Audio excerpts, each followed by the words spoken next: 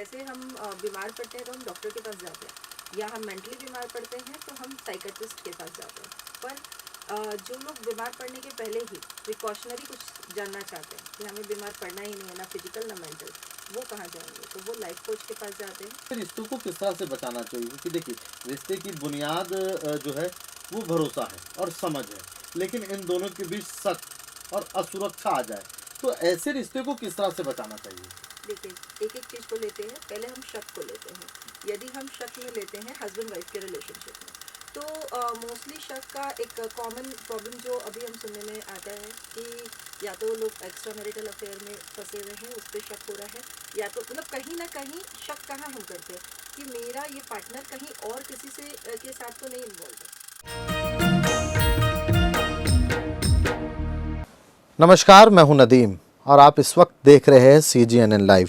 क्योंकि आज की तेज़ रफ्तार ज़िंदगी में जिस तरह से रिश्तों को लेकर के कसावट हो रही है और भरोसा संवाद के बीच कहीं ना कहीं जो दूरियां रिश्तों को लेकर के देखने मिल रही है, क्योंकि ये भी कहा जाता है कि ऐसे दौर में रिश्तों को किस तरह से बचाया जा सके, रिश्तों में किस तरह से निभाया जा सके, क्योंकि संवाद विश्वास ये कहीं ना कहीं वक्त के साथ हम खोते जा रहे हैं और इस वक्त प्यार भरोसा और संवाद परीक्षा की घड़ी से गुजर रहा है। तो इन तमाम मुद्दों पर आज हमारी चर्चा करने के लिए हमारे साथ आज मौजूद है लाइफ कोच, स्टाइल कोच के रूप में लंबे समय से काम करने वाली मनीषा अग्रवाल जी हमारे साथ मौजूद है। मनीषा जी, आपका पहले तो स्वागत है। मनीषा जी, जिस तरह से मेरा पहला ये सवाल ये है, क्योंकि हम जिस तरह से अपनी दिनचर्या व्यस्तम दिनचर्याओं में से रिश्तों को बचाने के लिए जिस तरह से हम परीक्षा दे रहे हैं, तो किस तरह से रिश्तों को बचाया जाना चाहिए? क्योंकि इसके पहले मैं सवाल ये कर लेता हूँ कि लाइफ कोच होता क्या है पहले, क्योंकि हमारे दर्शकों को ये भी जानना चाहिए कि लाइफ कोच होता क्या है और आप किस तरह से इस फील्ड में आई और कैसे आपकी जिज्ञासा जगी कि इस पर काम करना चाहिए। तो मैं आपको ये ब्रीफ कर दूं कि जैसे हम बीमार पड़ते हैं तो हम डॉक्टर के पास जाते हैं, या हम मेंटली बीमार पड़ते हैं तो हम साइकेट्रिस्ट के पास जाते हैं। पर जो लोग बीमार पड़ने के पहले ही प्रिकॉशनरी कुछ जानना चाहते हैं कि हमें बीमार पड़ना ही नहीं है, ना फिजिकल ना मेंटल, वो कहाँ जाएंगे? तो वो लाइफ कोच के पास जाते हैं। यानी कि बचपन से हमें कोई ऐसा मैनुअल नहीं दिया गया कि कोई भी सिचुएशंस आएगी, लाइफ तो अप डाउन रहने वाली है, ट्रिगर आते रहेंगे, लाइफ का ग्राफ ऊपर नीचे होता रहेगा। तो ऐसे सिचुएशंस में हमें क्या रिएक्शन देना या क्या रिस्पॉन्ड देना, वो हमें कभी सिखाया नहीं गया। तो वो ही लाइफ कोच का काम होता है। यानी कि हमको यदि लाइफ में कुछ भी अच्छी चीज़ों को अट्रैक्ट करना है, चाहे वो रिलेशन हो, पैसा हो या हेल्थ हो, उसके लिए हमको हाई फ्रीक्वेंसी पे वाइब्रेट करना होता है। तो ये हाई फ्रीक्वेंसी आखिर होती क्या है और उसको कैसे, उस फ्रीक्वेंसी पे वाइब्रेट करने के लिए क्या डेली प्रैक्टिसेस करनी चाहिए जिससे हम सब अच्छी चीज़ें अपनी लाइफ में अट्रैक्ट कर सके, यही ट्रेनिंग देने का काम लाइफ कोच करते हैं। तो किस तरह से, क्योंकि देखिए इस वक्त अगर हम बात करें, रिश्ते में भरोसा टूट रहा है और ऐसे दौर में उसे दोबारा कैसे बचाया जाए, ये एक बड़ी चुनौती है। यदि रिश्ते टूटने की बात करें तो इसमें यदि हम हस्बैंड वाइफ के रिश्ते को ले रहे हैं तो हस्बैंड वाइफ का रिश्ता क्यों टूटता है? क्योंकि एक तो पेशेंस लेवल बहुत कम हो गया है लोगों का, और सबसे बड़ी बात जो मैं हमेशा फ्रीक्वेंसी पे बात करती हूँ कि हम जाने अनजाने में, जैसे इसको मैं फिर से डाइट से जोड़ रही हूँ, जैसे हमको पता है कि हमको जंक फूड नहीं खाना है, हमारी हेल्थ ख़राब होगी, सेम वैसे ही हमको पता है कि हमें बुरी चीज़ें नहीं देखनी है, सुननी है, बोलनी है। उसके बावजूद हम मीडिया में भी बुरा देखते हैं, हम दिन भर लोगों की गॉसिप में भी, लोगों की गॉसिप में भी बुरा सुनते हैं कि कितना बुरा हो रहा है, और मतलब हम अपने पांचों इंद्रियों से केवल बुराई और बुराई कंज्यूम कर रहे हैं जाने अनजाने में। बहुत सालों तक जब हम ये कंज्यूम करते हैं, हमारा सबकॉन्शियस ये एक्सेप्ट कर लेता है कि हाँ, दुनिया इतनी ही बुरी है, लोग इतने ही बुरे हैं, और फिर जब हम सिचुएशन में, रियल सिचुएशन में आते हैं तो हम उसको उसी चश्मे से देखते हैं। यदि मैं आज यहाँ बैठी हूँ और आपने भले ब्लू कलर का शर्ट पहना है या वाइट कलर का शर्ट पहना है ब्लू जैकेट के साथ, मैं ग्रीन चश्मा लगाऊंगी तो मुझे वो ग्रीन कलर दिखेगा। तो हम उसी अपने चश्मे की नज़रों से दुनिया को जब देखते हैं तो दुनिया हमें बहुत ख़राब लगती है, और इसी वजह से रिश्ते टूटते जाते हैं। क्योंकि लोग पहले से ही अज्यूम करके चलते हैं, हस्बैंड्स तो इतने ही बुरे होते हैं, वाइफ तो ऐसी ही होती है, सास में तो ऐसी ही होती है। मतलब हाँ, मतलब जो हमने आम बोलचाल, मतलब अपनी ज़िंदगी में जो सुना है दूसरों से, उसको ऑब्जर्व करते हुए चलते हैं। इसी का नतीजा होता है कि रिश्तों में जो, हाँ, मतलब हमारा फेथ लेवल बहुत कम हो गया है। अभी हम कोई भी इंसान किसी दूसरे इंसान पर फेथ कर ही नहीं पाता है, जबकि एक्चुअल जो हमारी ह्यूमैनिटी है, हमारा जो कोर नेचर है, वो सबका बहुत प्योर है, भगवान ने बहुत प्योर बनाया है। पर हम ऐसा सिचुएशंस अपने सराउंडिंग में बना लेते हैं जिसकी वजह से सिचुएशन सब ऊपर नीचे होने लगती है। और रिश्तों की बुनियाद ही भरोसे पर टिकी होती है। लेकिन अब मैं भरोसा और विश्वास से रिश्ते की बुनियाद तो होती है, लेकिन जब उसमें शक और असुरक्षा की भावना जब जो है रिश्तों को में पैदा हो जाए, तो ऐसे रिश्तों को किस तरह से बचाना चाहिए? क्योंकि देखिए, रिश्ते की बुनियाद जो है वो भरोसा है और समझ है, लेकिन इन दोनों के बीच शक और असुरक्षा आ जाए तो ऐसे रिश्ते को किस तरह से बचाना चाहिए? देखिए, एक एक चीज़ को लेते हैं। पहले हम शक को लेते हैं। यदि हम शक में लेते हैं हस्बैंड वाइफ के रिलेशनशिप में, तो मोस्टली शक का एक कॉमन प्रॉब्लम जो अभी हम सुनने में आता है कि या तो लोग एक्स्ट्रा मैरिटल अफेयर में फंसे हुए हैं, उस पर शक हो रहा है, या तो मतलब कहीं ना कहीं शक कहाँ हम करते हैं कि मेरा ये पार्टनर कहीं और किसी से के साथ तो नहीं इन्वॉल्व है, यहाँ एक शक आता है। तो यहाँ मैं ये बताना चाहूँगी कि शक की बुनियाद हमेशा बेबुनियादी होती है, मतलब शक हम अंदाज से करते हैं, जबकि रिश्ता यदि आप किसी से प्यार करते हैं तो वो एक आज़ादी चाहता है। मतलब आप यदि किसी से कुछ बातचीत भी कर लेते हैं और आपका पार्टनर यदि ये सोच के इस शक में आ जाए कि पता नहीं इनके रिश्ते कहाँ तक हैं, क्या है, तो उससे बेटर है कि आप संवाद कीजिए। आप यदि उससे बातचीत करेंगे तो वो सब चीज़ें खुल के सामने आएंगी और आप उस चीज़ को रिजॉल्व कर सकते हैं, जबकि हम उसको अंदर ही अंदर अपने मन में गांठों को बनाते जाते हैं और अपनी ही नेगेटिविटी से एक ऐसा जाल बुन लेते हैं जिसमें हम खुद ही फंस जाते हैं। इसको हम NLP की लैंग्वेज में डिस्टॉर्शन कहते हैं।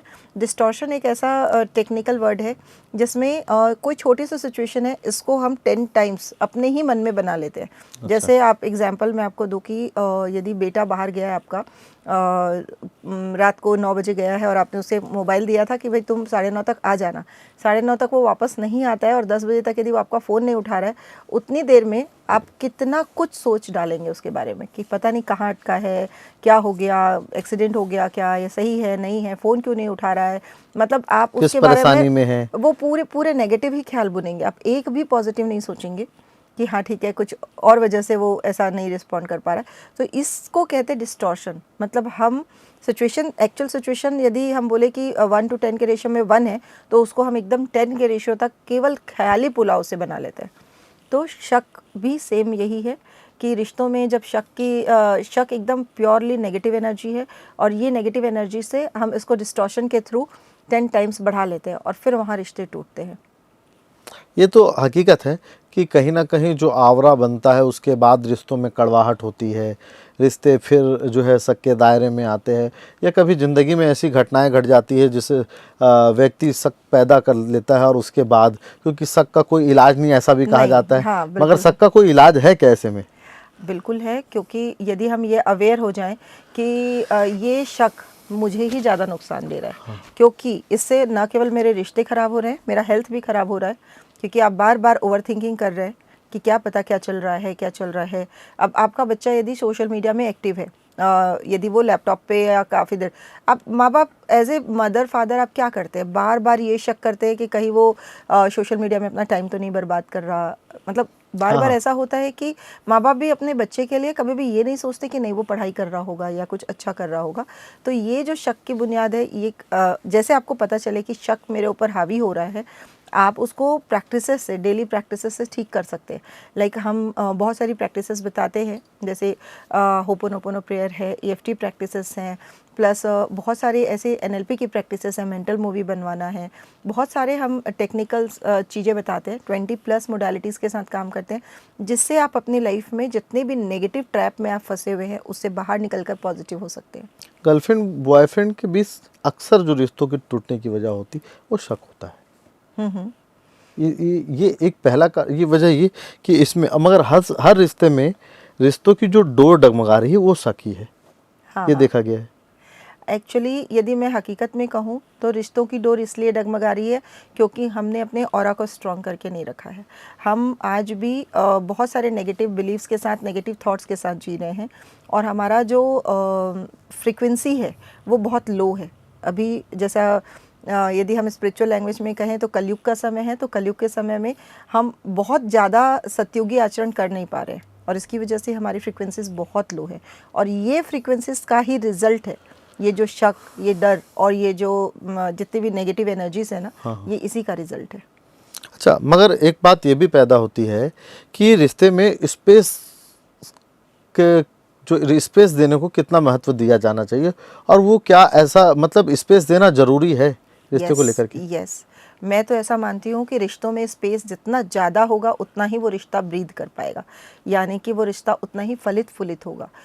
हम मोस्टली क्या करते हैं कि यदि ये मेरा पार्टनर है तो ये केवल मेरा है, ऐसा कह के हम उसे एकदम बाउंडेड कर लेना चाहते हैं कि ये इसका दिन और रात और इसका 24 घंटा मेरे ही इर्द गिर्द होना चाहिए, चाहे वो हस्बैंड के साथ हो चाहे ये वाइफ के साथ है, दोनों ही, या गर्लफ्रेंड के साथ है, दोनों, और या फिर बच्चों के साथ भी। माँ बाप भी ऐसा कर रहे हैं अभी तो, क्योंकि एक एक बच्चे हैं तो वो पूरे टाइम उस बच्चे की लाइफ में इन्वॉल्व है, या बच्चा पूरी तरह से वो माँ बाप पे डिपेंडेंट है। कोई भी रिश्ते को आप देखो, उसे सांस लेने दीजिए, उसे स्पेस देने दीजिए, और यदि आप एक्चुअल में किसी से प्यार करते हैं तो उसे आज़ाद छोड़ दीजिए, वो आपका ही है, वो कहीं नहीं जाएगा, वो लौटकर आप ही के पास आएगा, और यदि वो आपकी किस्मत में है तो वो आप ही के पास आएगा। पर हम वो आज़ाद छोड़ते ही नहीं, हम उसे कंट्रोल करने की पूरी कोशिश करते हैं, पूरी ताकत लगा देते हैं, और जबकि वो पूरी ताकत बेकार जाती है। ये तो हकीकत है, लेकिन आप इस बातचीत के दौरान आपने एक संवाद का जिक्र किया, कम्युनिकेशन, जो रिश्तों को बनाने की एक महत्वपूर्ण कड़ी होती है। हालांकि पार्टनर से खुलकर बात करने की शुरुआत कैसे मतलब करनी चाहिए, और हर बात उनसे शेयर करनी चाहिए? पहला तो आप ये जानना चाहेंगे आपसे कि पार्टनर से खुल के बात करने की शुरुआत कैसे करें, क्योंकि अक्सर ये संकोच होता है कि मैं क्या बात बोलूं, मैं क्या बात करूं, कहां से शुरू करूं। ये अक्सर जो है, चाहे वो मियाँ बीवी के दरमियान हो, चाहे वो गर्लफ्रेंड बॉयफ्रेंड के दरमियान हो, रिश्तों में अक्सर जो है ये संवाद जो है वो महत्वपूर्ण स्थान रखता है, मगर संवाद की कमी जो है वो कहीं ना कहीं रिश्तों को जो है वो करती है। लेकिन यही मेरे से सवाल है कि पार्टनर से खुलकर शुरुआत कहाँ से करें? मैं हमेशा ये कहती हूँ कि कोई भी रिश्ते जो है ना, ये दिल से जुड़े होते हैं, चाहे वो कोई भी रिश्ता हो, और यदि आप दिल से दिल की बातचीत करते हैं ना तो उसमें वर्ड्स मैटर नहीं करते। हम सोचते हैं कि हम बहुत सजाकर बहुत अच्छे शब्दों का उपयोग करेंगे, लेकिन अंदर में हम कुछ बातों को छुपा कर रखेंगे तो वो कहीं पे भी वर्क नहीं करेगा। मतलब आप अंदर से जो सोच रहे हैं, आप जो बोल रहे हैं और आप जो कर रहे हैं, उसमें सब में अलाइनमेंट चाहिए। आपके FTBA में अलाइनमेंट चाहिए, फीलिंग्स, बिलीफ, थॉट्स और एक्शंस। FTBA, इसमें अलाइनमेंट होना बहुत ज़रूरी है। मोस्ट ऑफ द टाइम हम क्या करते हैं, अंदर अंदर तो सोचते हैं कि अरे हम क्या छुपा लें, क्या ये बताना ठीक है नहीं है, हम पूरे डाउट में हैं पूरा, और ऊपर से हम कितनी भी मीठी बात करें, कितनी भी मीठी बात करें, आप कैसे भी शुरुआत कीजिए, कैसे भी एंड कीजिए, वो आपका सोल्यूशन नहीं देगा। एक्चुअल में आप जब भी किसी से बात करते हैं तो आपकी भावनाएं पहले ट्रैवल करती है, आपकी फीलिंग्स पहले ट्रैवल करती है, बाद में आपके वर्ड्स जाते हैं। आप देख लेना, आपसे कोई कुछ ना भी बात करे, बट कभी कभी आप बहुत कंफर्टेबल होंगे किसी के साथ बैठने के लिए, पर कहीं कहीं पे आपको लगेगा कि नहीं, यहाँ मुझे एकदम अनकंफर्टेबल लग रहा है, जबकि आपने कुछ बातचीत ही नहीं की, कुछ किसी के आपका कुछ उसके साथ कोई इंटरेक्शन ही नहीं हुआ। तो ये क्या थी? ये उसकी फीलिंग थी, इसकी थॉट्स थी, उसका ऑरा था जो आपको ट्रिगर कर रहा था। तो इसीलिए कोई भी रिश्ता हो वो दिल से सच्चा होगा तो उसमें आपको कुछ पॉलिश करने की ज़रूरत नहीं है, कुछ शुरुआत के लिए कुछ जानकारी लेने की ज़रूरत नहीं है कि यहाँ से शुरू करें यहाँ एंड करें। आप खुल के अपने मन की बात को जैसी लैंग्वेज में, जैसी भी शब्दों के साथ आप व्यक्त करेंगे ना, यदि वो रिश्ता सच्चा है और आपकी बॉन्डिंग उनके साथ स्ट्रॉन्ग है तो वो सक्सेसफुल होगा ही होगा। अच्छा, मगर एक बात और देखा गया है कि रिश्तों में चुप्पी एक जो है, चुप्पी कितनी खतरनाक है रिश्तों में, खासकर रिलेशनशिप पे बहुत खतरनाक है। स्पेशली जब आपकी नाराज़गी होती है किसी से, किसी चीज़ को लेकर, और यदि उसमें से सामने वाला पर्सन चुप्पी धार ले, तो आप ये समझ लो कि वो जो आपकी जैसे सपोज़ कि हस्बैंड ने चुप्पी रख ली और वाइफ उससे नाराज़ है, तो आप ये मान लो कि वो वाइफ का जो नाराज़गी है ना वो 10 टाइम्स मल्टीप्लाई हो जाएगी उतनी देरी में, जितनी देर तक वो हस्बैंड चुप्पी रखता है। हम ये सोचते हैं कि यदि मैं बोलूँगा तो हमारा झगड़ा हो जाएगा, पर ऐसा नहीं है। यदि आप मन से सोचते हैं कि कोई भी सिचुएशन हो उसमें दोषी कोई भी हो, बट मेरे लिए ये रिश्ता बहुत ज़्यादा इम्पॉर्टेंट है, क्योंकि झुकता वही है जो मजबूत होता है। तो क्योंकि जिसमें अकड़ होगी तो वो तो टूट जाएगा। तो है ना, यदि आप में मैच्योरिटी है किसी भी रिश्ते में और आप झुकना प्रीफर करते हो तो आप बहुत प्यार से एक्सेप्ट कीजिए सामने वाले पर्सन को और सिचुएशन को एज इट इज़। उसको बदलने की कोशिश मत कीजिए कि उसमें ये अच्छा हो जाए तो ठीक हो जाएगा, ये अच्छा हो जाए तो ठीक हो जाएगा। एज इट इज़ उसे एक्सेप्ट कीजिए, नेचुरली एक्सेप्ट कीजिए, तो आपको मतलब और कभी भी संवाद बनाए रखना बहुत इंपॉर्टेंट है किसी भी रिश्ते में, क्योंकि यदि आप खुल के अपनी बात जाहिर कर पाएंगे तो ये ऐसा होगा कि वो जो घाव है वो भरते जाएगा। अदरवाइज आप चुप्पी रख लेते हैं तो यानी ऊपर से आपने उसको ढक दिया बट वो अंदर अंदर पक रहा है। हाँ, अब हमने नॉर्मली ज़िंदगी में देखा कि कोई परेशान है तो आप उससे जब बात करते हैं, अपने दिल की बात करते हैं, तो वो खुल करके अपनी बात हमारे पास महसूस करता है, अपना समझता है। इसलिए कम्युनिकेशन का महत्वपूर्ण जो है वो रिश्तों पे है। लेकिन इसी के बात करें, क्योंकि कई बार झगड़े हो जाते हैं रिश्तों को लेकर के, चाहे मियाँ बीवी के दरमियान बात करें, रिलेशनशिप की अगर मैं बात करूँ तो गर्लफ्रेंड बॉयफ्रेंड की बात करें, सारे रिश्तों को अगर हम तरजीह दे दें तो झगड़े के दौरान आपा भी नहीं खोना है और शब्द जो है वो सही चयन करना है। तो ये कैसा होगा? क्योंकि इंसान की प्रवृत्ति होती है कि जब वो गुस्से पे होता है, झगड़ा करने के, तो वो गुस्से पे होता है, कुछ भी बोल देता है। तो ऐसे में सही शब्दों का चुनाव कैसा करे व्यक्ति?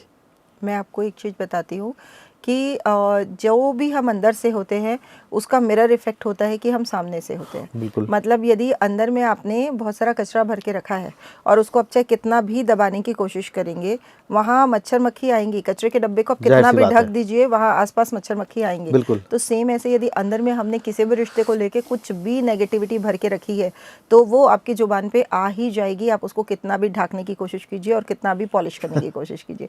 तो बेटर है कि कोई भी रिश्ते को निभाने के लिए आप दिल से उसके लिए साफ रहिए, बनावटी ना हो, बनावटी मत रहिए। तो यदि आप जब बनावटीपन चला जाएगा तो आपके वर्ड्स ऑटोमेटिक मीठे हो जाएंगे, ऑटोमेटिक आप बहुत अपनेपन से बात करेंगे।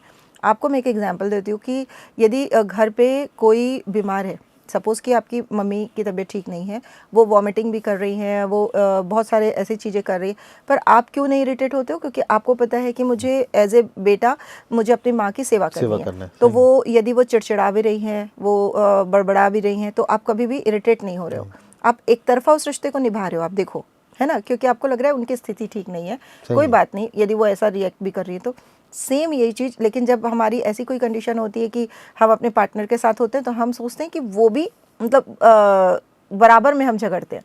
तो आप हमेशा ये सोचो इस सामने वाले की स्थिति ठीक नहीं है। यदि वो कभी भी इरिटेट हो रहे हैं या कुछ भी कर रहे हैं, उसको एक्सेप्ट कीजिए एज इट इज़। आज छोटे बच्चे को देखिए, वो अपनी माँ की गोद में शूशू पॉटी भी कर देगा तो भी वो उसको बहुत ही प्यार से ऐसा नहीं कि उसको दूर कर देगी अपने से। तो कैसे उसको एज इट इज़, तो एक्चुअल जो प्यार होता है उसमें पर्सन को, सिचुएशन को एज इट इज़ एक्सेप्ट किया जाता है। और हम इतने चूज़ी हो जाते हैं, हम इतनी चीज़ें इसका ये ठीक हो जाए तो बहुत अच्छा हो जाएगा, इसका ये ठीक हो जाए तो बहुत अच्छा हो जाएगा। मोस्ट ऑफ द रिलेशन में, जो एडल्ट के रिलेशन है उसमें हम यही कंडीशनल हो जाते हैं। हाँ, सही है। मगर इसी दौरान एक बात करें, क्योंकि बार बार अगर रिलेशन में मैं गर्लफ्रेंड बॉयफ्रेंड की ही बात कर लेता हूँ तो बार बार गुस्सा आता है, तो कैसे उसे जो है कैसे किया जाए? क्योंकि बात पे गुस्सा आने से कैसा करे, उस पर भी क्या है ये जानना है। क्योंकि अक्सर हम देखते हैं कि रिश्तों को लेकर के जहाँ पर गुस्सा होता है वहाँ रिश्ते खात्मे की दौर पर चला जाता है, एंड तक पहुँच जाता है। गुस्से पे मैंने कहा तुमको ये पसंद नहीं है, मुझे ये पसंद नहीं, तुमने ऐसा किया, मैंने वैसा किया, और इस बात पे ऐसी बात हो गई कि वो रिश्ता खत्म हो गया। तो गुस्से से ऐसे समय पर बात गुस्सा आने पर कैसा किया जा सके कि रिश्ता भी बना रहे और सारी चीज़ों का समस्या भी हल हो जाए? देखिए, सबसे पहले तो ये लेते हैं कि गुस्सा आता ही क्यों है ना। मैंने जैसे अभी आपको बताया कि जो हमारे अंदर होता है वही उभर के बाहर आता है। बाहर के सिचुएशन जो भी ट्रिगर करती है उससे कोई फ़र्क नहीं पड़ता। आप 2 ड्राम ले लीजिए, एक में पूरा पानी भरा है और एक में डीजल भरा हुआ है। अच्छा। डीजल भरा हुआ है, माचिस की तीली दोनों में डाल दीजिए आप। हाँ। माचिस की तीली सेम है, सेम माचिस की तीली दोनों में डाल दीजिए, एक तो बुझ जाएगी और एक आग लगा देगी। क्यों ऐसा? माचिस की तीली सेम थी, सिचुएशन सेम है, सामने आपका पार्टनर सेम है।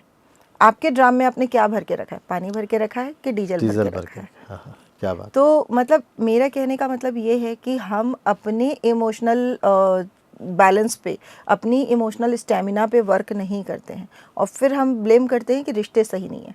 आज सारी उम्मीद सामने वाले से पाल लेते हैं।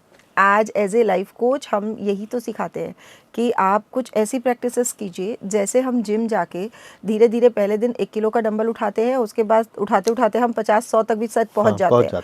तो वो कितना इजी हो जाता है, वो हमारी फिजिकल स्टेमिना को बढ़ाता है। तो सेम ऐसे ही हम अपनी स्पिरिचुअल स्टेमिना को, अपनी मेंटल स्टेमिना को बढ़ा सकते हैं। यदि हम उसको बढ़ा लेंगे तो छोटी छोटी चीज़ें तो हम ऐसे सॉल्व करके निकल जाएंगे। तो यही हम प्रैक्टिसेस में सिखाते हैं कि आपको सिचुएशंस कितना भी ट्रिगर करे। लोग जो बोलते हैं ना, सबसे पहले तो हम फर्स्ट लेसन में ये सिखाते हैं कि आप अपनी रिस्पॉन्सिबिलिटी खुद लीजिए।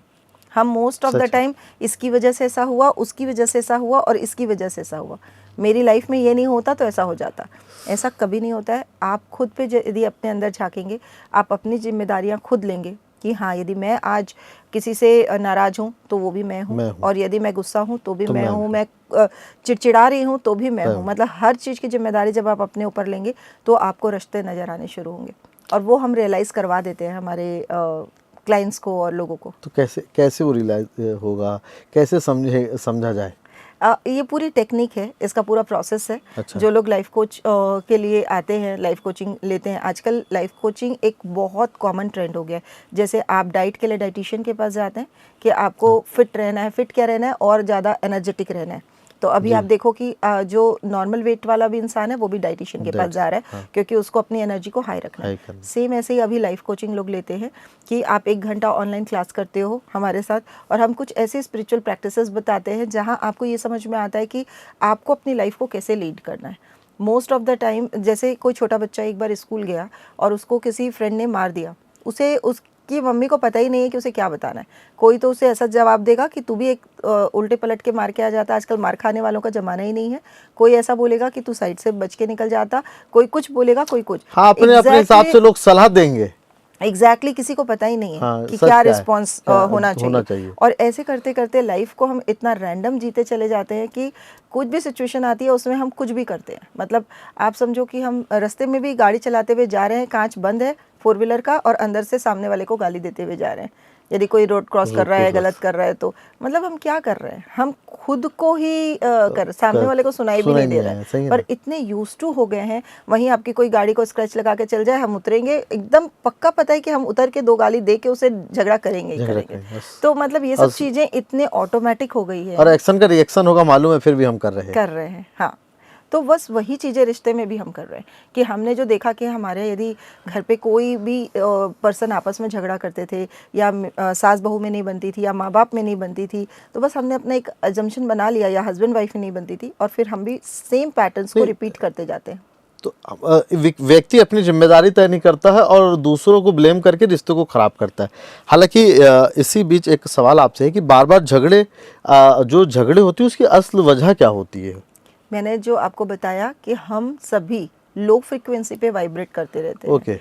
हमारे मतलब आप समझ लो कि हमारे चक्रास भी अलाइन नहीं होते, यही सब वजह से। क्योंकि छोटी छोटी मिस्टेक जो हमने बचपन से लेकर आज तक की है, डे टू डे लाइफ में जब हम लाइफ कोचिंग में बताएंगे तो आप खुद ही रियलाइज़ कर पाते हैं कि अरे बाप रे, मैंने इतनी सारी मिस्टेक्स की है। ये सारी मिस्टेक्स ही असेंबल होके आपके रिश्तों को नाजुक कर देती है, और वहाँ पे आप झगड़ते हो।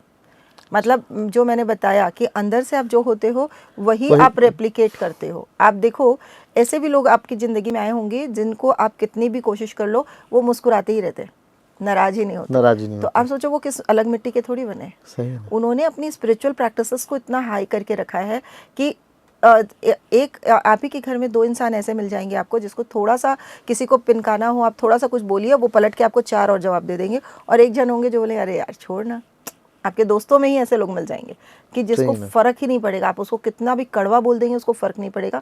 और एक को आप कड़वा का क भी नहीं बोल पाए थे, उसके पहले तो उसने ड़ और व अपने मन से जोड़ दिया। सही है ना? ये हकीकत है। ये आप 7 पिलर की बात कर रहे थे, अभी चक्रास की बात की, तो वो 7 पिलर, वो चक्रास क्या है हम भी जानना चाहेंगे, ताकि हमारे लोग जाने। और जिस तरह से रिश्तों को लेकर के आज के दौर में चर्चा करने की जरूरत पड़ रही है, रिश्तों को सही तौर से बनाने के लिए बताने की जरूरत पड़ी, ताकि लोग समझे कि वो 7 पिलर है क्या, जिसके आधार पर अपने रिश्तों को, अपनी जिंदगी को, अपने परिवार को, या अपने रिलेशनशिप को, चाहे गर्लफ्रेंड बॉयफ्रेंड का हम जिक्र कर ले, पारिवारिक रिश्ते की बात करें, उसको मजबूत बना सके। ये भी आप थोड़ा बताएं, इस पर प्रकाश डालें तो हमारे दर्शक जो है वो जाने। देखिए, हमारी जो बॉडी है, हमारी एक एनर्जी बॉडी होती है हमारी बॉडी के चारों तरफ, जिसको हम ऑरा बोलते हैं, आपने सुना होगा। हाँ। ये जो ऑरा है, यानी हमारी बॉडी कंटिन्यूस कुछ एनर्जी को ट्रांसमिट कर रही है, इसी से ये ऑरा बनता है। तो हमारे अंदर 7 चक्रास होते हैं जिनका अलाइनमेंट में रहना बहुत ज़रूरी है यदि हम कुछ अच्छी फ्रीक्वेंसी पे वाइब्रेट करना चाहते हैं। क्योंकि मैं आपको जैसा बार बार बता रही हूँ कि यदि हम लो फ्रीक्वेंसी पे हैं तो हम रिश्तों में हमारी गड़बड़ हो जाएगी, मतलब हमारे ज़िंदगी के डिसीजंस गड़बड़ होंगे, हम गलत रिश्तों को अट्रैक्ट करेंगे और उसके बाद जब उनके साथ इंटरेक्शन होगा तो हम कुछ गड़बड़ बोल जाएंगे या उनसे झगड़े होंगे, इस टाइप की होता है। तो इसके लिए ज़रूरी है कि हमें हाई वाइब्रेशन में रहना है। हाई वाइब्रेशन में रहने के लिए ज़रूरी है कि हमारे चक्रास अलाइन हो। इन चक्रास के बारे में मैं बता दूं, सबसे हमारी जो स्पाइनल कॉर्ड है उसका सबसे डाउन पॉइंट में होता है हमारा रूट चक्रा, जो कि रेड कलर का होता है और ये रोटी कपड़ा और मकान के लिए होता है। यदि रूट चक्रा का अलाइनमेंट सही नहीं है तो हम बहुत ज़्यादा असुरक्षित महसूस करते हैं, लाइफ में बहुत ज़्यादा डर होता है और हम छोटी छोटी सर्वाइवल की चीज़ों के लिए परेशान होते रहते हैं। उसके बाद उसके ऊपर आता है हमारा सैक्रल चक्रा, जो कि हमारे रिलेशनशिप के लिए होता है। ये रिश्तों के लिए बहुत ज़्यादा इंपॉर्टेंट है। यदि आपके सैक्रल चक्रा में कहीं भी कुछ भी डिस्टर्बेंस है तो आप समझ लो, ये नाभि के 4 इंच नीचे होता है। ये यहाँ पे सैक्रल चक्रा का अलाइनमेंट बहुत ज़रूरी है, तभी आपके रिश्ते, अच्छे रिश्ते आप अट्रैक्ट कर पाते हैं लाइफ में और सबके साथ स्ट्रॉन्ग और हेल्दी बना के रख सकते हैं। उसके ऊपर में होता है हमारा सोलर प्लेक्सस। सोलर प्लेक्सस होता है आपके आत्मसम्मान के लिए, जहाँ इम्यूनिटी होती है हमारी पूरी बॉडी की, और आपका सेल्फ रिस्पेक्ट भी सोलर प्लेक्सस से अलाइन होता है। इसके ऊपर होता है हार्ट चक्रा। हार्ट चक्रा अपने नाम से ही समझ में आता है कि ये प्यार लेने और प्यार देने की चीज़ है। यदि हार्ट चक्रा का अलाइनमेंट डिस्टर्ब होता है तो हम ज़िंदगी में बहुत सारा प्यार होते हुए भी ना हम उसको महसूस नहीं करते। आप देखिएगा, कई लोग ऐसे होते हैं जिनसे आप पूछेंगे कि कैसा लग रहा है, ठीक ही था, मतलब उनके लाइफ में कोई एक्साइटमेंट ही नहीं है। मतलब कोई अच्छी जगह से भी यदि आप आएंगे तो देखेंगे कि ना उसके चेहरे पे कोई एक्साइटमेंट है, ना उसके वर्ड्स पे कोई, उनका हार्ट चक्रा मिसअलाइन है। क्योंकि वो बहुत खुशी को, या कई बार आप ऐसे भी देखिएगा कि बहुत ज़्यादा हस्बैंड कर रहा है फिर भी वाइफ उसको एक्सेप्ट ही नहीं कर पा रही है, वो समझ ही नहीं पा रही है, तो उसका भी हार्ट चक्रा का मेरा कैसे है, क्योंकि मैं बात कर रहा हूँ जिस लेवल में, उससे समझ आपको तो समझ आ रहा होगा ना। उसमें अपन चर्चा कर लेंगे। तो हार्ट चक्रा से हम आते हैं थ्रोट चक्रा की ओर। थ्रोट चक्रा होता है जिससे हम थ्रोट चक्रा यदि एक्टिवेट कर लेते हैं तो हम चाहते हैं कि जब भी हम कुछ बोले तो पूरी दुनिया हमारी बात सुने। बिल्कुल, मतलब हम कोई भी चीज़ को बहुत ही प्रभावशाली तरीके से रख पाए। जो आप बोल रहे हैं कि बातों को कहाँ से शुरू करें, कैसे ख़त्म करें, तो ये सारा चीज़ थ्रोट चक्रा से ऑपरेट होता है। कई बार आप देखते हो, कई जगह आप बोलना बहुत कुछ चाहते हो पर आपके पास शब्द ही नहीं होते हैं। ये सारा थ्रोट चक्रा का मिसअलाइनमेंट है। इसके बाद आता है हमारा थर्ड आई चक्रा, जो कि दोनों भावों के बीच में होता है। ये है इंट्यूशन का चक्रा। इसमें हमें इंट्यूशन हो जाता है कि कौन कैसा है। जब आपको कहीं लाइफ पार्टनर सेलेक्ट करने की ज़रूरत पड़ती है या कभी लाइफ में कुछ ऐसे डिसीजंस लेने की ज़रूरत पड़ती है तो आपका ये थर्ड आई चक्रा का एक्टिवेटेड होना बहुत ज़रूरी है। इसके बाद आता है क्राउन चक्रा, जो कि सिर के ऊपर भाग में होता है। और क्राउन चक्रा एक्सटेसी के लिए है, मोक्ष के लिए, या जो बड़े जो गुरुजन वगैरह हुए हैं, साधु संतों ने अपना क्राउन चक्रा एक्टिवेट करके रखा है। तो ये सारे चक्रा एक पर्टिकुलर धुरी पे घूमते हैं, एक एनर्जी जनरेट करते हैं, और ये जब बच्चा जन्म लेता है तो सब अलाइन होता है। इसीलिए बच्चे को भगवान का रूप कहा जाता है, क्योंकि वो, उसे आप देखिए, आप डांट दीजिए, झिड़क दीजिए, लेकिन फिर से वो आके आपसे चिपक सकता है। वो कभी याद नहीं रखता है कि आपने थोड़ी देर पहले उसके साथ क्या किया था। तो वही चीज़ धीरे धीरे हम जैसे जैसे बड़े होते जाते हैं, हम अपने चक्रा को मिसअलाइन करते जाते हैं, और उसके बाद हम बहुत ही ज़्यादा रिएक्टिव, और जिनके अलाइनमेंट्स बहुत ज़्यादा बिगड़े हुए हैं वो लोग छोटी छोटी चीज़ों में दिन भर झगड़ते हैं, दिन भर वो उस अशांति के माहौल में रहते हैं। उसी का नतीजा होता है जिंदगी जो है वो असंतुलित हो जाती है। यस, और आप देखिए केवल 15 मिनट की प्रैक्टिस से हम चक्रास को बैलेंस कर सकते हैं। अच्छा। और अभी तो आप देखेंगे जितनी भी सेलिब्रिटीज हैं, दीपिका पादुकोण से लेके सब अपने इंटरव्यूज में केवल चक्रास की बात कर रही हैं। अच्छा। हाँ, तो अभी बड़े बड़े सेलिब्रिटीज, बॉलीवुड के सेलिब्रिटीज, और जबकि ये हमारी भारतीय परंपरा का ही अंग है। मतलब हमारे साधु संतों ने इस चक्रास के बारे में बताया था, जो अभी मॉडर्न सोसाइटी में वैसे भी हमारी भारतीय परंपरा बहुत रिच की बात करें, बहुत समृद्ध है, हर क्षेत्र में। तो हमें अपनाना भी चाहिए, और हम भी ये मैसेज देंगे कि अपनी चीज़ों को अपनाएं। जिस 7 पिलर की मैं बात कर रही थी, ये हमारी ज़िंदगी को संतुलित बनाने के लिए और अपनी जिंदगी को बेहतर बनाने की एक जो आप, है आप वो, अपने चक्रास के बारे में हाँ। पूछ रहे थे, तो मैं वो भी बता दूं कि हमारे ऑडियंस भी खुद से खुद को जज कर सकते हैं। अच्छा। जो मैंने बताया कि बैलेंस होने से जो सिम्टम्स होते हैं, तो सेम ऐसे ही यदि आपका इम्बैलेंस है तो वो सिम्टम में आपको प्रॉब्लम, जहाँ आपकी प्रॉब्लम है उससे आप अंदाज लगा सकते हैं। जैसे मैंने बताया कि यदि आपके पास वर्ड्स नहीं है कोई भी चीज़ को बोलने के लिए, तो आपके थ्रोट चक्रा में प्रॉब्लम है। यदि आप अपनी बात को 100% अच्छे तरीके से, प्रभावशाली तरीके से व्यक्त कर पाते हैं, तो आपका थ्रोट चक्रा बैलेंस है। यदि आप जैसे सेम ऐसे ही रूट चक्रा से यदि हम ले, तो यदि आपको बार बार ऐसा लग रहा है कि यार मुझे डे टू डे में ही प्रॉब्लम आ रही है, मेरे मतलब रोटी कपड़ा और मकान में ही मेरी दिक्कत चल रही है, तो आपका रूट चक्रा इम्बैलेंस है।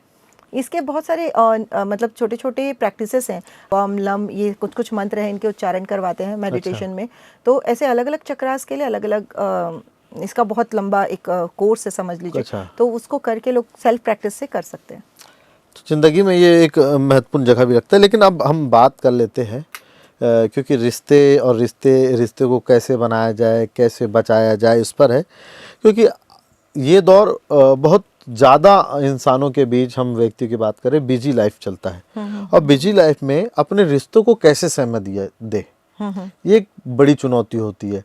और अक्सर कर जो रिश्तों में जो दरारें होती है वो यही होता है कि मुझे समय नहीं मिल रहा है, परिवार को समय नहीं देना, पार्टनर को समय नहीं देना, बच्चों को समय नहीं देना। तो ऐसे बिजी लाइफ में रिश्तों को, तमाम रिश्तों की का मैं जिक्र कर रहा हूँ, रिश्तों को समय कैसे दें? देखिए, इसका एकदम सिंपल सा एक रूल है कि हम सब केवल दौड़ रहे हैं, भाग रहे हैं। यदि हम अपनी ज़िंदगी को 24 घंटे हमें मिले हैं, 8-8-8 के रेशो में डिवाइड कर दें, यानी कि 8 घंटे की नींद सफिशिएंट होती है, आप भी अच्छे से जानते हैं। 8 घंटा हम काम में देते हैं, कोई भी ड्यूटी पे जाते हैं, तो हमारा जो भी ऑफिस आवर्स होता है, बाकी आपके पास पूरा पूरा 8 घंटा बचता है। जबकि हम सभी ये बोलते हैं टाइम ही कहाँ है, टाइम ही कहाँ है। ये 8 घंटा जो होता है ये आपके लिए होता है, आपका खाना पीना, आपके रिलेशंस और आपकी जो एक्स्ट्रा एक्टिविटीज़। लेकिन हम क्या करते हैं, उसमें से भी टाइम को चुरा के सोशल मीडिया को दे देंगे, हम कोई ऐसी चीज़ों में अपने टाइम को बर्बाद कर देंगे जो कि कोई प्रोडक्टिव नहीं। यदि हम सोच लें कि मुझे आधा घंटा अपनी माँ के पास बैठना ही है, मुझे 1 घंटा अपने बच्चे के साथ खेलना ही है, मुझे आधा घंटा अपनी वाइफ के साथ बैठना ही है, और यदि ऐसे हम टाइम डिवाइड कर लें और उसमें हम वो क्वालिटी टाइम दें, 100% आप वहाँ प्रेजेंट होने चाहिए। ऐसा नहीं कि टीवी भी चल रहा है, मोबाइल भी चल रहा है और आप हाँ तुम बोलो बोलो मैं सुन रहा हूँ और आप किसी और चीज़ में लगे हो, ऐसा नहीं। 100% यदि आप प्रेजेंट है ना, तो वो 1 घंटे का, आधा घंटे का क्वालिटी टाइम ही आपके रिश्तों को कितनी अच्छी, भले आधा घंटा दे मगर दे, क्वालिटी बहुत इंपॉर्टेंट है, क्वांटिटी इंपॉर्टेंट नहीं है, क्वांटिटी इंपॉर्टेंट। वो तो हमेशा से हर जगह, चाहे काम की बात करें, रिश्तों की बात करें, क्वालिटी जो है वो महत्वपूर्ण रखती है, क्वांटिटी नहीं। तादाद पे मत जाइए। पर फिर भी मैंने ये भी बताया कि तादाद भी आपके पास 8 घंटे का टाइम होता है। हाँ, हर इंसान को 24 घंटे मिले हैं। जब हम बोलते हैं ना कि टाइम ही कहाँ है, तो मैं बोलती हूँ ड्यूटी कितनी देर करते हो? 8 घंटे से ज्यादा कोई नहीं करता है। हाँ, ज्यादा से ज्यादा हम मीडिया फील्ड वालों का तो 9-10 घंटा होता है, तभी भी आपके पास 6 घंटे बचते हैं। 8 घंटे से ज्यादा थोड़ी सोते हैं। सच है। तो आप देखिए कि 24 घंटा ही मिला है सबको और काफ़ी टाइम होता है उसको बस मैनेज करना। हम प्रायोरिटी नहीं देते एक्चुअली। यदि हम प्रायोरिटी दे दें कि नहीं, इस रिश्तों में हमें टाइम देना ही है, और टाइम ही एक ऐसा क्या बोलना चाहिए, खाद है जिसे सींचा जा सकता है रिश्तों के लिए टाइम ही जो है वो खाद का काम करती है। सच बात है।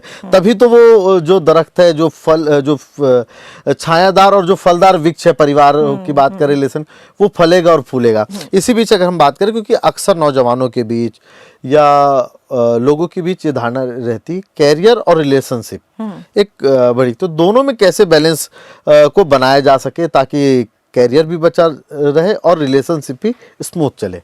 ना देखिए, ये एक थोड़ी विडम्बना जरूर है कि जो एज लड़के या लड़कियों में रिलेशनशिप में आने की होती है, वही एज होती है उनकी करियर को भी बनाने की। जी।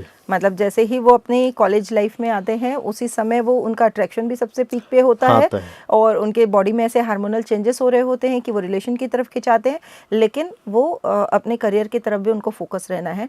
तो इसको तो बस अगेन वही है कि आप प्रायोरिटी के बेस पे ही बैलेंस कर सकते हो, क्योंकि ये बात पक्की है, एनर्जी आप जहाँ देंगे वही चीज़ फलेगा फूलेगा। यदि आप 100% करियर में दे देंगे तो आपके रिश्तों में ज़रूर आपको कोई पार्टनर नहीं मिलेगा। यदि 100% रिश्तों में दे देंगे तो आपका करियर कॉम्प्रोमाइज़ होगा ही होगा, क्योंकि एनर्जी जहाँ जाएगी वहीं वो ग्रोथ मिलेगी। तो आज का अब बोलिए। हाँ, बस यही है कि आपको डिवाइड करना है बहुत वाइसली। आज का जो युवा है वो कहीं ना कहीं संकुचित है, अच्छा, संकोच कर रहा है कि मैं रिलेशन तरफ जाऊंगा तो कैरियर छूट जाएगा, कैरियर की तरफ जाऊंगा तो रिलेशन, तो दोनों तरफ बैलेंस जो है वो बनाने की कोशिश करता है, और ऐसे में कहीं ना कहीं वो अपने आप को पीछे पाता है। नहीं, ऐसा नहीं है। यदि अंदर से अपना वही अगेन कन्फ्यूजन का स्टेट हटा दें, कन्फ्यूजन फिर से वही नेगेटिव हाँ, एनर्जी है। कंफ्यूज है वो, हाँ, जो वो कहा जाए क्योंकि कि युवा ये कंफ्यूज ही है हम्म, कि कैरियर को चुनूं कि रिलेशन को, रिलेशन को चुनता हूं तो कैरियर जाता है, कैरियर को चुनता हूं, मगर दोनों तरफ बैलेंस जिंदगी के अहम मोड़ पर उसको लाकर खड़ा कर दिया है। नहीं, इसको बहुत स्मार्टली कोई भी युवा चाहे तो वो बैलेंस आउट कर सकता है। यदि वो चाहे कि हाँ, मुझे मेरे रिश्ते में इतना ही टाइम देना है, तो और सबसे बड़ी बात ना, हम क्या है, इनसिक्योर हो जाते हैं कि यदि मैंने टाइम नहीं दिया तो मेरा जो पार्टनर है वो कहीं और चला जाएगा। ये जो इनसिक्योरिटी है ना, इसको छोड़ना होगा। आपके पास जो भगवान ने बना के भेजा है वो आपके साथ आना ही वाला है। सबसे बड़ी बात, जैसे माँ बाप ऊपर से रिश्ते बन के आते हैं, सेम ऐसे ही आपका पार्टनर भी ऊपर से बन के आता है, और इस फैक्ट को हम एक्सेप्ट ही नहीं करते। हम सोचते हैं हमने ढूंढा है इसलिए वो मिला है, जबकि अगेन कोई भी रिश्ता जो है ना, ये भगवान के द्वारा बनाया हुआ है, ये इंसान का बनाया हुआ रिश्ता नहीं है। जैसे आप समझो, एक छोटे बच्चे को आप हाथ पकड़ के चलना सिखाते हो, माँ इस खुशफहमी में रहती है मैंने चलना सिखाया, पर आप बताओ जो बच्चा जिसकी माँ बाप नहीं है, क्या वो चलना नहीं सीखता है? सीख रहे, वो भी सीखता है। कितना खुश होता है, माँ फर्स्ट वीडियो बनाएंगे, मैं हाथ पकड़ के चलना सिखा रही हूँ, मैंने उसको पोएम रिसाइट कराना सिखाया, मैंने क्या क्या सिखाया। ऐसा सोचते हैं हम ही कंट्रोल कर रहे हैं सिचुएशंस को, पर आप देखो पैरेलल में यही विडंबना है कि जिनको नहीं सिखाया जा रहा वो भी तो सीख रहे हैं, वो भी पोएम रिसाइट कर रहे हैं, वो भी चल रहे हैं, वो भी सब कुछ कर रहे हैं, सब कुछ कर तो रहे हैं। सेम ऐसा ही है। हम सोचते हैं हम पार्टनर को अट्रैक्ट कर रहे हैं, हम पार्टनर के साथ बहुत एनर्जी दे रहे हैं ताकि ये मेरा बने, जबकि यदि वो आपका है या वो आपकी है तो वो आप ही के साथ रहने वाले। इसी बीच हम सोशल मीडिया का भी जिक्र कर रहे थे थोड़ी देर पहले कि सोशल मीडिया और मोबाइल रिश्तों को किस तरह से प्रभावित कर रहा है, क्योंकि ये वक्त ऐसा है कि सोशल मीडिया और इलेक्ट्रॉनिक गैजेट्स की हम बात करें, मोबाइल, ये सबसे बड़ा रोड़ा माना जा रहा है, और बार बार हर बार विशेषज्ञ जो है वो इस पर टोकते भी है, रिसर्च भी कई सारे इस पर हुए हैं। तो किस तरह से मोबाइल और सोशल मीडिया को रिश्तों को कैसे प्रभावित कर रहे हैं, और इनसे कैसे बचाया जाना चाहिए अपने रिश्तों को? देखिए, मैं मोबाइल या सोशल मीडिया के खिलाफ तो नहीं बोलूँगी, क्योंकि ये आजकल की ज़रूरत बन चुकी है। तो मैं ये नहीं बोलूँगी कि आप बिल्कुल अपने बच्चों को ये सब चीज़ों से दूर रख दीजिए, क्योंकि यदि वो इन सब चीज़ों से दूर हो जाएंगे तो पूरी दुनिया से कट जाएंगे। पर हाँ, उनमें ये विवेक पैदा कीजिए, उनमें ये समझ पैदा कीजिए कि ये सोशल मीडिया, ये मोबाइल तुम्हारे ऊपर हावी नहीं होना चाहिए। और यदि बच्चों में ये समझ आ गई तो मैं गारंटी ले सकती हूँ कि वो खुद ही एक टाइम लिमिट बना सकते हैं, अपना शेड्यूल बना सकते हैं कि मैं इतनी ही देर मोबाइल यूज़ करने वाला हूँ। इनफैक्ट रिश्तों के मामले में भी, जो हम दिन भर व्हाट्सएप पे लगे हैं, दिन भर चैटिंग में लगे, दिन भर फेसबुक अपडेट करने में लगे, दिन भर इंस्टाग्राम में लगे, ये खराब है। किसी भी चीज़ की अतिशयोक्ति खराब है, किसी भी चीज़ की लत खराब है। तो वो उसको यदि बैलेंस आउट कर लिया जाए तो, क्योंकि हम क्या करते हैं एक्सट्रीम लेवल पे, कुछ माँ बाप को मैं देखती हूँ कि वो अपने बच्चों को प्रोवाइड ही नहीं करते। नहीं, इनको मोबाइल नहीं दिया जाएगा, इनको लैपटॉप नहीं दिया जाएगा। अभी भी, आज भी यदि मैं इंडिया की बात करूँ, 11th-12th क्लास के बच्चों को हॉस्टल्स में लैपटॉप और मोबाइल अलाउड नहीं है। अच्छा। तो मुझे तो ये चीज़ बहुत इम्प्रैक्टिकल लगती है कि आपका बच्चा कनेक्ट कैसे होगा बाकी की दुनिया से। आप उसे वो हथियार भी दो हाथ में, लेकिन बताओ कि इस हथियार से कट भी सकता है कुछ, मतलब बहुत नुकसान भी हो सकता है, तो उसे चाकू यूज दो, करना। मगर चाकू देने से पहले बता दो बेटा ये धारदार है, इसको संभाल के चलाना, वरना नुकसान होगा तो जो है वो घाव होने के अंदेशा है। आप देखो, मोस्ट ऑफ द रिश्तों में लोग जो है ना करेक्शन में लगे हैं, कनेक्शन नहीं बना रहे। जैसे कि किसी का बच्चा है, दिन भर मोबाइल में लगा है, मम्मी आएगी उससे मोबाइल छीनेगी, डांटेगी, दो बात करेगी और रख देगी, या पापा आएंगे और वो टीवी को बंद कर देंगे या लैपटॉप को उठा के रख देंगे। ये तरीका नहीं है। आप कनेक्शन बनाइए अपने बच्चों से। आप वो कनेक्शन हम नहीं बनाते हैं और हम करेक्शन में लगे रहते हैं, तो वो हैबिट कभी भी करेक्ट होगी ही नहीं। यदि हमने कनेक्शन बना लिया तो बच्चे समझ जाएंगे कि कहाँ पे हमको सुधार करने की ज़रूरत है। और मैं आपको बता रही हूँ, भगवान जब बच्चा जन्म लेता है तभी उसे ये सिखा के भेजता है कि तुम्हें अपनी लाइफ में कैसे खुद को संभाल के चलना है। आप देखो, 6 महीने का बच्चा जो घुड़ालिया चल रहा है, पलंग के किनारे तक आता है, नीचे झांक के दिखता है और वापस पलट के चला जाता है। क्या वो गिर जाता है? नहीं गिरता है। जगी हुई हालत में वो कभी नहीं गिरेगा। वो नींद में है और पलट के गिर गया, वो एक अलग बात है। लेकिन वो जगी हुई हालत में वो झांक के नीचे देखता है कि इतना ऊंचा पलंग है, और वो या तो रुक जाता है या तो पलट के वापस चला जाता है। तो आप सोचिए कितना छोटा बच्चा, यानी भगवान ने हमें ये सेंस दे के भेजा है कि हमें अपनी लाइफ को कैसे ऑपरेट करना है। फिर भी माँ बाप क्या है कि कंट्रोल हम ही करेंगे, या हस्बैंड वाइफ के साथ भी कहें, बॉयफ्रेंड गर्लफ्रेंड के साथ भी करें, हम अपने कंट्रोल फ्रीक इतने हो चुके हैं ना रिश्तों में, वो कंट्रोल फ्रीक होना छोड़ना पड़ेगा, तब रिश्ते बेहतर से चलेंगे। इसी के बीच अब रिलेशनशिप पे बात चले आते हैं, क्योंकि अंतिम पड़ाव के दौर पे हम भी, हमारी चर्चा भी जो है चल रही है। ब्रेकअप और आगे की ज़िंदगी एक अहम सवाल है हम सब के लिए, और इस दुनिया में जहाँ रिलेशनशिप आम हो चुका है वहाँ भी ब्रेकअप के बाद खुद को कैसा मजबूत करें, क्योंकि लोगों में ब्रेकअप के बाद जो है वो लोग जो है वो आपस में खो जाते हैं, बीमार पड़ जाते हैं, बहुत सारी दिक्कतों का सामना करना पड़ता है, वापस वो रूटीन की ज़िंदगी में नहीं आते। तो ऐसे में ये सवाल कि किस तरह से संभाला जाए, किस तरह से अपने आप को मजबूत बनाया जाए। देखिए, सबसे पहली चीज़ तो मैं ये बताऊंगी कि ताली 2 हाथ से बजती है। बिल्कुल। और मोस्टली ब्रेकअप में यदि मैं लड़के से पूछूं तो वो बोलेंगे कि सामने वाली ख़राब थी, और लड़की से पूछूं तो बोलेंगे लड़का ख़राब था। जबकि ताली दोनों हाथों से ही बजती है। तो कोई भी रिश्ता यदि टूट रहा है तो इसमें आप ज़रूर अपने अंदर झांक के देखिए कि मेरे अंदर कहाँ कमी थी। हम most of the time 80 to 90% हम सामने वाले पे ही ब्लेम करते जाते हैं और हम अपने आप को सोचते हैं कि हम बरी हो गए, लेकिन हम बरी नहीं होते। यदि आप उस टाइम रुक के खुद में सुधार लाने की कोशिश करेंगे ना, तो नेक्स्ट रिश्ता आप बहुत अच्छा अट्रैक्ट करेंगे। बिल्कुल, तो सच है। पहली चीज़ तो कई ब्रेकअप्स ऐसे होते हैं जहाँ पार्टनर ये सोच लेता है कि अब तो मुझे आगे कुछ अच्छा मिलेगा ही नहीं। तो ये भी गलत है। बहुत बड़ी दुनिया है, बहुत बड़ी संभावना है। यदि आप अपने रास्ते क्लोज कर रहे हो तो ये बहुत ख़राब है, मतलब ऐसा नहीं है, आपको ज़रूर आगे राह मिलेगी। लेकिन एट द सेम टाइम मैं हमेशा बोलती हूँ कि यदि कोई ब्रेकअप हुआ है, आप ज़रूर एक बार एक लाइफ कोच से सजेशन लीजिए। आप ज़रूर कोई ना कोई स्पिरिचुअल प्रैक्टिसेस कीजिए, क्योंकि कहीं ना कहीं आपको अंदर से और ज़्यादा अपग्रेड होने की ज़रूरत है, आपको इवॉल्व होने की ज़रूरत है। जैसे ही आप अपग्रेड होते हो, इवॉल्व होते हो, आपकी एनर्जी ऑरा ही इतना स्ट्रांग हो जाता है कि फिर आप अच्छे रिश्ते को अट्रैक्ट करते हो। और मोस्ट ऑफ द टाइम हम पहले तो ब्रेकअप के लूप में फंसते हैं और उसके बाद हम डाउन एनर्जी में जाते हैं, फिर और ज़्यादा सैड होते हैं, फिर और डाउन में जाते हैं, और वो उसमें हम अंदर घुसते जाते हैं, जबकि हमको जाना था ऊपर। हमको प्रोग्रेसिव तरफ जाना था, हम डिप्रेशन की तरफ चले जाते हैं। तो ऐसा नहीं करना है यदि, तो आपको स्पिरिचुअल प्रैक्टिसेस करनी ही पड़ेगी। हालांकि इस दौरान क्योंकि टूटे रिश्तों से सीख लेने की भी ज़रूरत होती है, तो क्या सीख लेनी चाहिए हमें टूटे रिश्ते से? क्या सीख लेनी चाहिए? मैं कभी भी ये नहीं बोलूँगी कि टूटे रिश्ते से ये सीख लीजिए कि सामने वाला बेकार था। मैं हमेशा ये बोलूँगी, यदि वो रिश्ता टूटा है तो मेरी गलती कहाँ थी।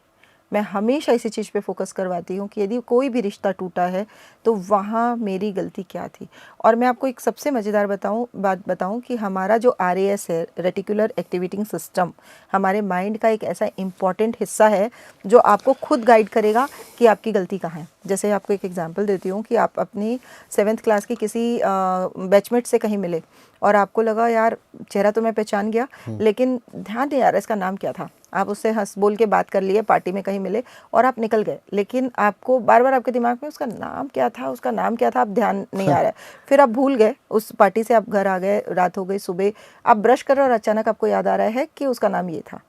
ठीक है, ऐसा होता है, कई बार होता है, कई बार हुआ है आपके साथ भी। और कई बार आदमी नाम पूछने संकोच भी करता है। नहीं, मैं आपको ये क्यों बताना चाह रही हूँ, मैं ये बताना चाह रही हूँ कि ब्रेन का आपका RAS जो है वो वर्क करना शुरू कर देता है। जब आप बोलते हो इसका नाम क्या है, वो लग जाता है कि सारी कायनात से ढूंढ के लाना है कि वो उसका नाम क्या था। वो 24 घंटा के अंदर, 48 घंटे के अंदर आपको याद दिला देता है कि इसका नाम ये था। क्या नाम?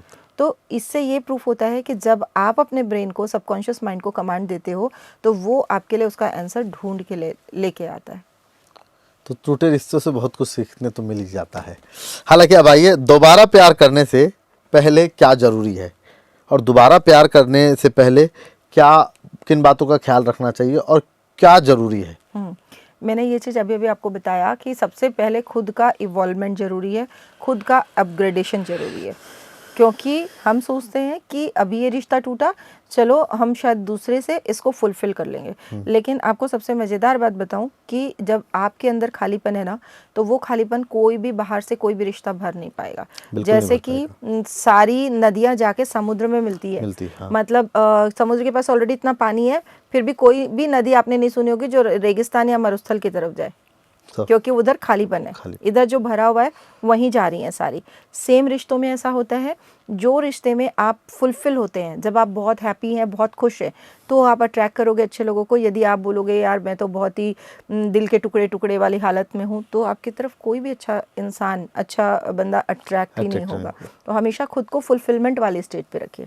एक और एग्जाम्पल हम ले सकते हैं, जैसे आपके घर पे कोई गेस्ट आता है तो आप उसको कैसा गिफ्ट देते हैं। यदि वो बहुत बड़े ओहदे पे है, कोई समझ लीजिए प्राइम मिनिस्टर आपके घर आते हैं, तो आप अपने घर का सबसे बेस्ट गिफ्ट निकाल के उसको देंगे। लेकिन वहीं आपके घर में कोई भिखारी आएगा तो आप उसको 2 रुपये, 5 रुपये, 10 रुपये देंगे, उसको बेस्ट गिफ्ट निकाल के नहीं देंगे। ये क्या प्रूफ करता है? जहाँ कम है वहाँ कम ही दिया जाता है, जहाँ ज़्यादा है ऑलरेडी उनको ज़रूरत नहीं है, वहाँ भी लोग ज़्यादा ही चढ़ाते हैं। सेम है रिश्तों में कि यदि आप अपने आप को फुलफिलमेंट के स्टेट पे रखेंगे ना, हैप्पी स्टेट में रखेंगे, आपके सारे रिश्ते बढ़ते जाएंगे, फुलफिलमेंट होते जाएंगे। यदि आप अपने आप को खालीपन वाले स्टेट में रखेंगे कि भाई मेरा अभी ब्रेकअप हुआ है, मैं तो बहुत दुखी हूँ, कोई भी अदर बंदा आके उसको फुलफिल नहीं करेगा। ये आप मान लो, थंब रूल है, खुद को करना पड़ेगा। और जाहिर से दुनिया का भी ये रीत है, दुनिया की आपको जो है समझना पड़ेगा, आपको फिल करना पड़ेगा, क्योंकि एग्ज़ाम में भी रिक्त स्थान को भरेंगे तभी आपको नंबर मिलेगा, वरना आप तो फेल है। yes. और यही हमको ज़िंदगी, वो एग्ज़ाम का वो रिक्त स्थान जो फिल इन द ब्लैंक है, वो भी हमको ये सीख दे रहा है आज के इसके बाद। अब आइए आज के दौर के रिश्तों पर आखिरी हम चर्चा करते हैं, और अपनी इस चर्चा के उसको हम अंतिम पड़ाव पर लेके जा रहे हैं कि आज के दौर के रिश्ते पर हम चर्चा कर लेते हैं कि आज लिव इन रिलेशनशिप पर आपका क्या नज़रिया है? देखिए, मैं ये बोलना चाहूँगी कि हमारा समाज किस ओर जा रहा है ये ज़रूर हमको देखना चाहिए, क्योंकि लिव इन रिलेशनशिप हमारे समाज के जो दायरे हैं उनको ख़त्म कर रही है, और असुरक्षा की भावना और ज़्यादा बढ़ जाएगी। क्योंकि यदि हम एज ए पेरेंट देखें तो हम कभी पसंद नहीं करेंगे कि हमारे बच्चे लिव इन रिलेशनशिप में हैं, और इनफैक्ट यदि मैं बोलूँ कि उन बच्चों की स्थिति भी देखें तो वो भी बहुत ज़्यादा इनसिक्योर होते हैं। आज आप शादी करके यदि अपनी वाइफ को घर में लाते हैं, आप सिक्योर्ड होते हैं, मोस्ट ऑफ द टाइम आप सिक्योर्ड होते हैं, मेरी वाइफ है, ये यहीं रहने वाली है। बट जब आप लिव इन रिलेशनशिप में होते हो, आपको एक दिन का भी सिक्योरिटी नहीं है, आज रात की भी सिक्योरिटी नहीं है, कल सुबह की भी सिक्योरिटी नहीं। तो आप अपना मेंटल स्टेटस देखो कि वो कितना फ्लक्चुएट करेगा। मतलब उन बच्चों के पॉइंट ऑफ व्यू से भी देखें तो लिव इन रिलेशनशिप में उनके पास पूरी स्वतंत्रता है। आप अभी झगड़ा करो, कल वो सेपरेट हो सकते हैं। हाँ। मतलब 1 घंटे में हो सकते हैं, कल तो मैं ज़्यादा बोल रही हूँ। तो ये मैं नहीं सोचती कि ये कुछ अच्छी पहल है, और मैं वही जो हमारे पुराने सामाजिक बंधन में बंधने की परंपरा है, इसी को ज़्यादा सही मानती हूँ। ऑनलाइन डेटिंग ऐप एक प्रचलन सा बड़ा होड़ सा लग गया है इस सोशल मीडिया के दौर में, तो ऑनलाइन डेटिंग के फ़ायदे और ख़तरे क्या क्या है?